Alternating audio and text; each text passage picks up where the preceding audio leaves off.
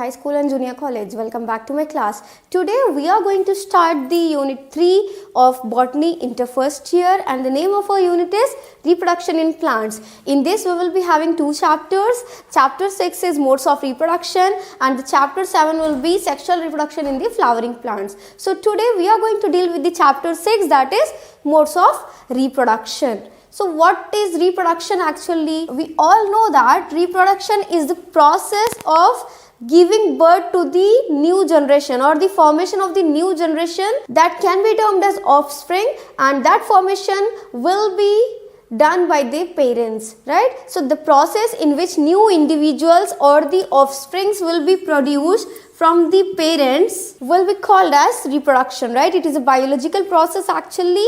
So one more thing that we need to remember about this is reproduction will be mainly of two types. The first one will be the sexual reproduction and the second one will be the asexual reproduction. Now let us begin with the second method actually, that is the asexual reproduction. So what is asexual reproduction actually? In this method a single individual or a parent is capable of producing an offspring. As a result, the offspring produced are not only identical to one another but are also the exact copies of their parent, because there is then no reason for any fluctuations, right? So that is what the reason. Here the offspring will completely resemble to one another as well as to their parent, because only one parent is involved here. And this kind of reproduction, that is asexual reproduction, is most common among single celled organisms or unicellular organisms we can say, and in plants with relatively simple organization where no complicated organization will be there. And in protists and monerans, the organism or the parent cell divides into to give rise to new individuals. So what will happen? The parent itself divides its body into two and forms the new individuals. Thus in these organisms cell division is itself a mode of reproduction. So we can say that here, like in organisms like protistans or monerans, the organism divide itself and give rise to new individuals. It means that the division itself can be called as reproduction. And many single celled organisms reproduce by binary fission, where a cell divides into two equal halves and each rapidly grows into an adult. And the best example for that will be Euglena. In yeast, asexual reproduction takes by budding, where the division is unequal. Small buds are produced that remain attached initially to the parent cell, which eventually gets separated and mature into new yeast organism. And several members of the kingdom fungi and simple plants such as algae reproduce through special asexual reproduction structures, and the most common of these structures are spores. So till now we have discussed about the different types of asexual reproduction like binary fission, budding, and now coming to the next one, the reproduction here takes place with the help of spores. And these spores are generally microscopic, adapted for dispersal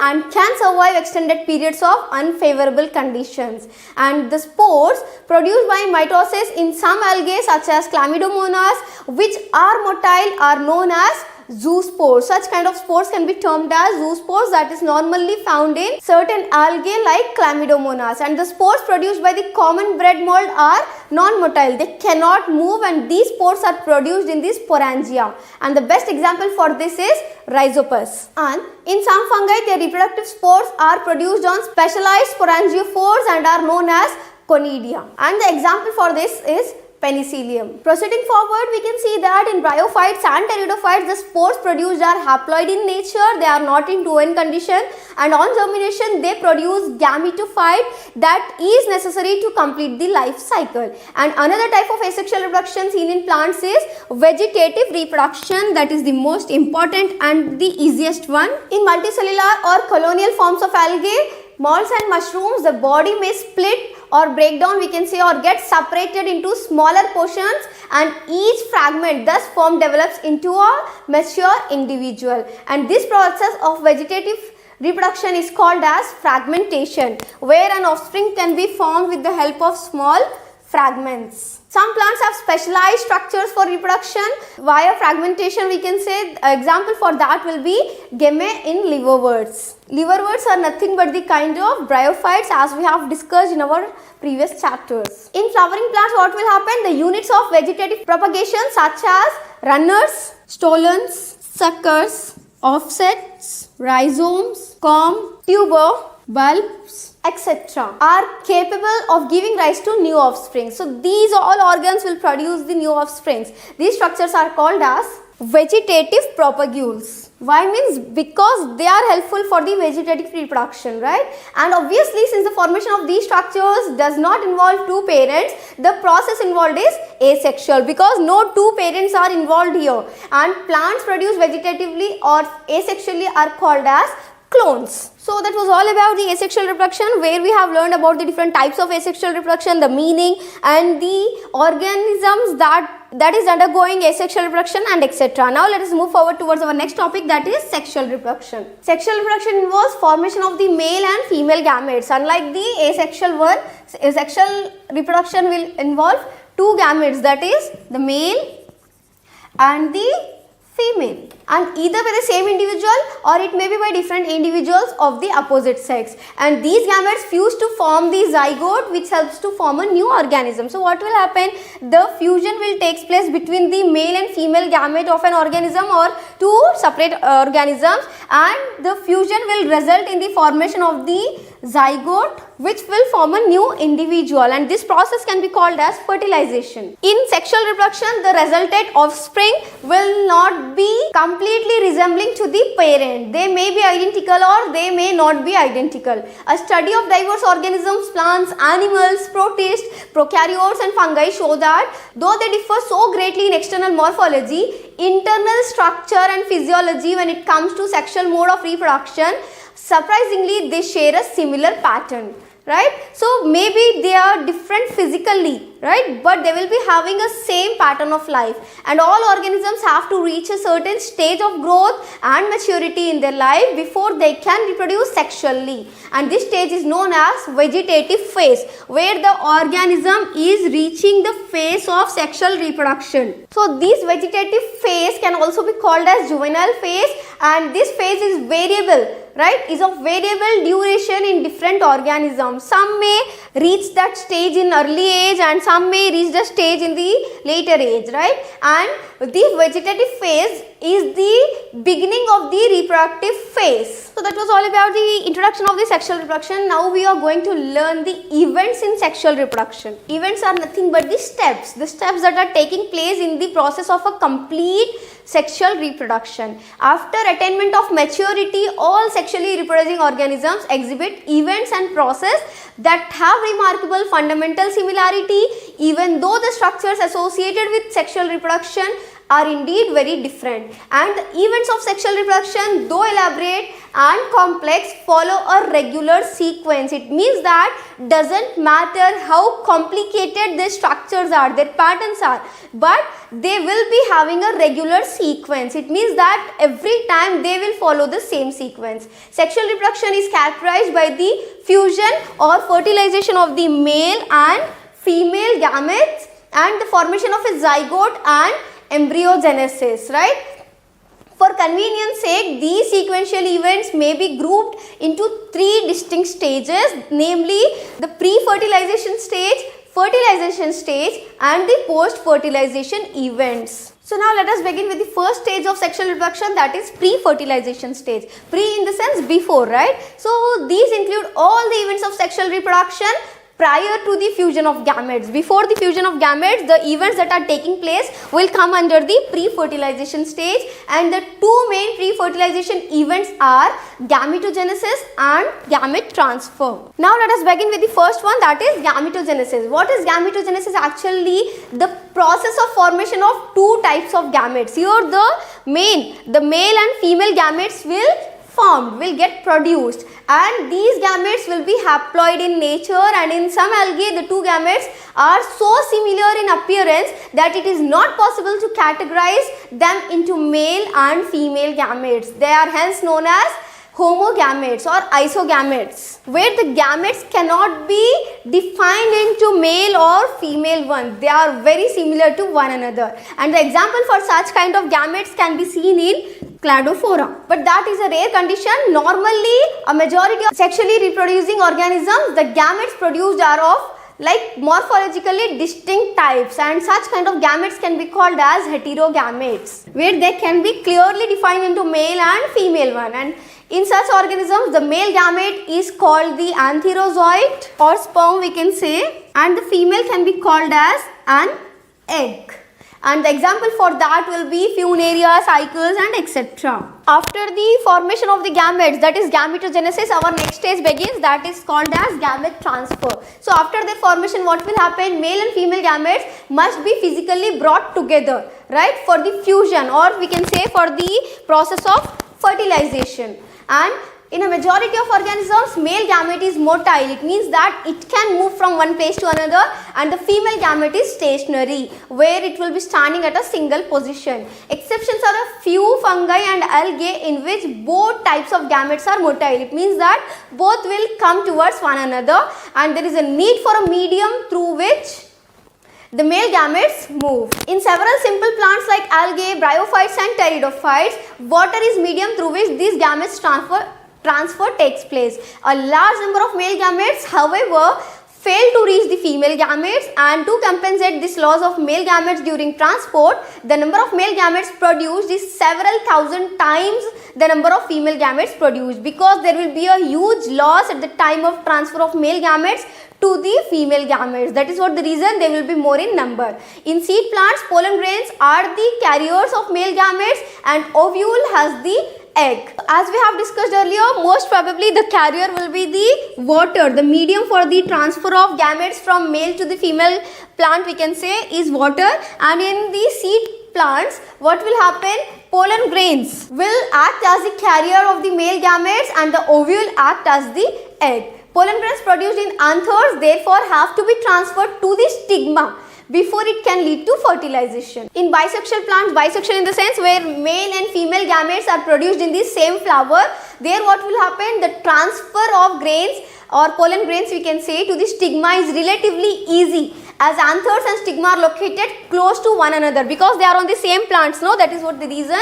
That will be very easy when compared to the unisexual plants. And pollen grains soon after they are shed come in contact with the stigma. But in cross-pollinating plants like the dioecious plants, a specialized event that can be called as pollination. Pollination is nothing but the transfer of pollen grains from the anther of one flower to the stigma of the another flower, right?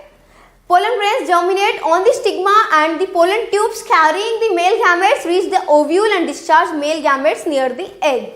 This was the pre-fertilization event where we were having two stages, that is gametogenesis and gamete transfer. In gametogenesis, male and female gametes were getting formed, and in gamete transfer, after the formation of the male gametes, they are getting transferred to the female gametes, right? The male gametes will be transferred to the female gametes, and we can see the various methods or various process by which it is taking place. Now let us move forward towards the second event, that is fertilization. So what is fertilization? Actually the fusion of male and female gametes, right? So this process can be also called as syngamy, which is resulting in the formation of a zygote. The term fertilization is also often used for this process, right? So as I have told you, fertilization or syngamy, both the words can be used, and the term syngamy and fertilization are frequently used through interchangeably. Sometimes fruits are produced from flower without fertilization. It is the development of the embryo from an unfertilized female gamete, and this phenomenon can be called as parthenogenesis. And the fruits that will be formed by this technique can be called as parthenocarpic fruits, where they will be produced from an unfertilized female gamete. So this syngamy or fertilization sometimes takes place inside the body, or sometimes it will take place outside the body of the individual. So syngamy occurs in the external medium, that is like outside the body of the organism, and such kind of gametic fusion can be called as external fertilization, where the fertilization will be taking place outside the body. And organisms exhibiting external fertilization show great synchrony between the sexes and release a large number of female gametes into the surrounding medium, that will be normally water. And if fertilization or syngamy will be taking place inside the body of the individual, such kind of fertilization can be called as internal fertilization. And in organism exhibiting internal fertilization, egg is formed inside the female body. The male gamete is motile, that can be moved from one place to another and has to reach the egg in order to fuse with it. In this, what will happen, even though the number of sperms or male gametes produced is very large here, there is a significant reduction in the number of eggs produced. And in seed plants, what will happen? However, the non-motile male gametes are carried to the female gamete by the pollen tubes and by the process that will be called as pollination. We have already discussed that. So that was all about the process of fertilization, where the male was fusing with the female in order to give rise to a new offspring that can be called as zygote. Now let us proceed towards the last stage, last event of sexual reproduction, that is post-fertilization events. So after the formation of zygote, whatever the events are taking place, that will come under the post-fertilization events. So let us first study about the zygote that is formed in the fertilization, or we can say the zygote that is formed as the result of the fertilization. Formation of the diploid zygote is universal in all sexually reproducing organisms. So a diploid zygote will form, and in organisms with external fertilization, zygote is formed in the external medium. Usually that will be the water, whereas in those exhibiting the internal fertilization, the zygote is formed inside the body of an organism. We have already discussed this thing in the event of fertilization, and further development of the zygote depends on the type of life cycle of the organism has and the environment it is exposed to. In organisms belonging to fungi and algae, zygote develops a thick wall that is resistant to the desiccation and damage, that cannot be desiccated actually. It undergoes a period of rest before germination. In these organisms with haplontic life cycle, zygote divides by meiosis, karyogamy, to form haploid spores that grow into haploid individuals. So after that, these zygotes, see, we have discussed that first what will happen in fertilization, the male will fuse with the female and it will result in the formation of zygote. Now what will happen after the production of the zygote, that zygote will be formed into an embryo. It will be developed into an embryo. So the process in which the development of embryo from the zygote can be termed as embryogenesis. During embryogenesis, what will happen? The zygote undergoes cell division through mitosis and cell differentiation. While cell divisions increase the number of cells, right? In the developing embryo, cell differentiation helps groups of cells to undergo certain modifications to form specialized tissues and organs to form an organism.